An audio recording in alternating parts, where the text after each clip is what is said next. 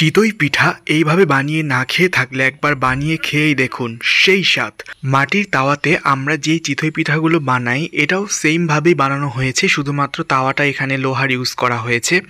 তো দেখতে পাচ্ছেন লোহার তাওয়া ইউজ করার ফলে কিন্তু এটার সাইজটাও ছোট ছোট গোল গোল হয়েছে, আর এটা অনেক বেশি সফট হয়, নরম হয়। এটার মধ্যে সেই মাটির তাওয়ার মতো ফুটোগুলো হয়তো খুব বেশি হয় না, কিন্তু খেতে ভীষণ মজার হয়।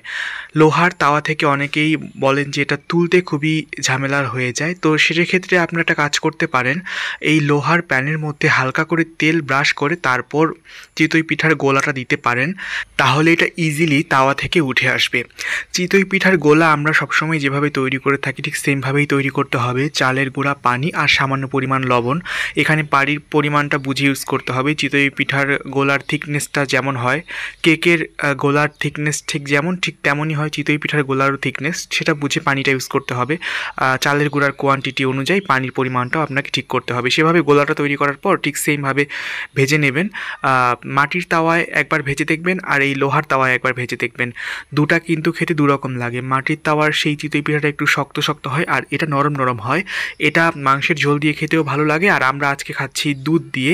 দুধটাকে গুড় দিয়ে একটু জাল করে নেওয়া হয়েছে। তারপরেই তো এই গুড়ের শিরার মধ্যে, গুড়ের শিরা ঠিক নয়, গুড় এবং দুধের এই শিরার মধ্যে এই চিতই পিঠাগুলো ডুবিয়ে ডুবিয়ে খেতে কিন্তু অসাধারণ লাগে। আজকে বিকেলের নাস্তায় এগুলোই ছিল, আপনাদের সঙ্গে শেয়ার করলাম। চাইলে আপনারাও বিকেলের নাস্তায় এমন একটি মজাদার আইটেম তৈরি করে ফেলতে পারেন। দেখা হচ্ছে নেক্সট ভিডিওতে। ভালো থাকবেন সবাই। ভিডিওটি ভালো লাগলে চ্যানেলটি সাবস্ক্রাইব করে বেল আইকনটিতে ক্লিক করতে ভুলবেন না। আজকের মতো আপনাদের অনুমতি নিয়ে এখানেই বিদায় নিয়ে নিচ্ছি। আল্লাহ হাফেজ, আসসালামু আলাইকুম।